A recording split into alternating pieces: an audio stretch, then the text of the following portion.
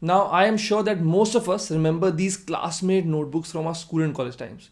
And I believe most of us are also aware that this Classmate trademark is actually owned by a very popular company, that is ITC, which is involved into various ventures. And just like their notebook business, their other ventures also need a lot of paper.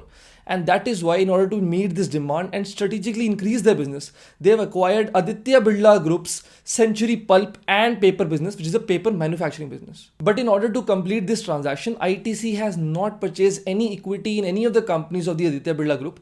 Rather, they have used the business transfer agreement for this. But what exactly is a business transfer agreement and what are the pros and cons of it is what we will discuss in this video.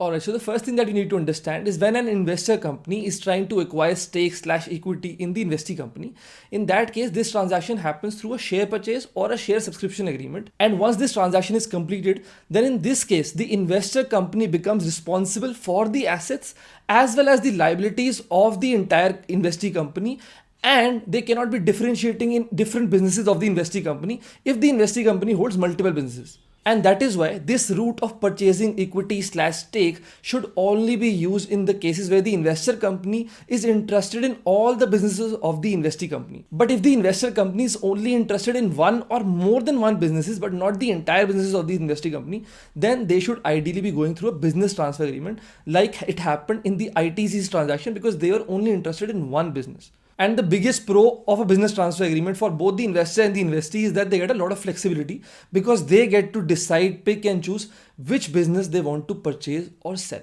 But then there are cons to business transfer agreement as well, because generally they would attract a higher stamp duty as compared to a share purchase agreement, and generally they would also take a longer time to complete the transaction. And that is why there is no ideal form or document to complete all transaction. It all depends on case to case basis whether the person should go through a business transfer agreement or through a share purchase agreement.